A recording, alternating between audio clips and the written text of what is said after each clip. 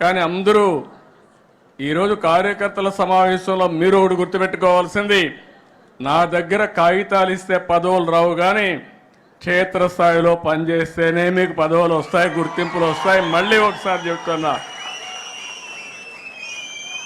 నేను ఆ విషయంలో మీరందరూ గుర్తుపెట్టుకోవాల్సిన అవసరం. ఇంకా మనకు ఏదో కాగితం ఇస్తే పదవి వస్తుందని ఆలోచన చేస్తున్నారు, కానీ వేదిక పైన ఏ నాయకుడు చెప్పినా, రాష్ట్రంలో ఏ నాయకుడు చెప్పినా నేనింటా.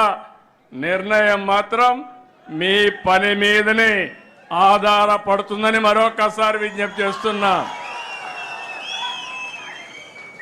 ఒకప్పుడు మనం ఒకసారి ఆలోచిస్తే ఈ పార్టీకి మనందరం వారసులం. ఈ విషయం మీరందరూ గుర్తుపెట్టుకోవాల్సిన అవసరం ఉంది. నేను కూడా ఈ పార్టీకి ఒక అధ్యక్షుడిని, ఒక టీం లీడర్ని మాత్రమే.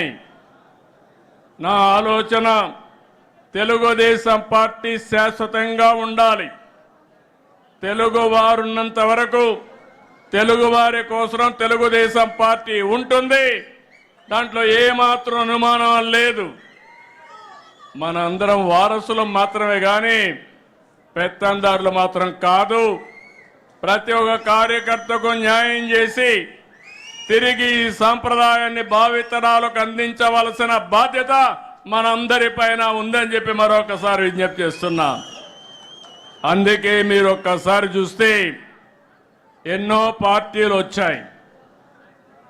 చాలా పార్టీలు ఎప్పటికప్పుడు కనుమరుగయ్యే పరిస్థితి కూడా వచ్చింది. కానీ అన్ని రాజకీయ పార్టీల కంటే తెలుగుదేశం పార్టీ భిన్నంగా పనిచేశాం. మీరు ఒక విషయం గుర్తుపెట్టుకోవాలి, తెలుగుదేశం పార్టీని లేకుండా చేస్తామని చాలా మంది ప్రయత్నం చేశారు, కానీ ప్రయత్నం చేసిన వ్యక్తులు కాలగర్భంలో కలిసిపోయారు. ఎవ్వరూ తెలుగుదేశం పార్టీని ఏమీ చేయలేకపోయారు. ముహూర్త బలం చాలా గొప్పది. అదే మాదిరిగా తెలుగుదేశం పార్టీ సంకల్పం కూడా చాలా గొప్పదని చెప్పి కూడా నేను మీకు తెలియజేస్తున్నా. ఇంకొక శతాబ్దం కాదు, ఒకప్పుడు చెప్పుకునేవారు ఏదైతే గుప్తుల నాటి స్వర్ణ యుగమని, చరిత్రలో తెలుగుదేశం నాటి స్వర్ణ యుగం అని చెప్పుకునే రోజులు శాశ్వతంగా వస్తాయని కూడా మీ అందరికీ విజ్ఞప్తి చేస్తున్నా. 4 దశాబ్దాలు, 43 సంవత్సరాలు, ఎన్నో సంక్షోభాలు వచ్చాయి. ప్రతి ఒక్క సంక్షోభాన్ని అవకాశంగా తీసుకున్నాం. అదే సమయంలో ఎన్నో సవాళ్లు అధిగమించాం. దానికి కారణం వేదిక పైనుండే వాళ్ళకంటే వేదిక కింద నుండే కార్యకర్తలే ముఖ్యం అని చెప్పి కూడా మీకు తెలియజేస్తున్నా. అందుకని పార్టీని ప్రాణంగా బతికే పసుపు సైనికులందరికీ నా అభినందనలు.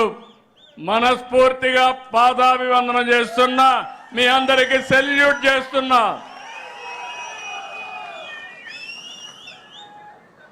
ఇంకో పక్క మనం అందరం కూడా పుడతాం, చనిపోతాం, కానీ ఎన్టీ రామారావు గారిని ఒక యుగ పురుషుడిగా ఆలోచిస్తాం.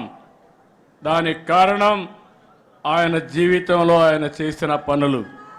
ఈరోజు నేను పిలిపిస్తున్నాను, తెలుగుదేశం పార్టీ కూడా ప్రజల జీవితాలని ప్రభావితం చేసే విధంగా ముందుకు పోవాల్సిన అవసరం ఉంది. ఎవరైనా చరిత్ర తిరగరాస్తే తెలుగుదేశం పార్టీ ఆవిర్భావానికంటే ముందు, తెలుగుదేశం పార్టీ ఆవిర్భావం తర్వాత అని చరిత్ర రాసే పరిస్థితి తీసుకొద్దాం.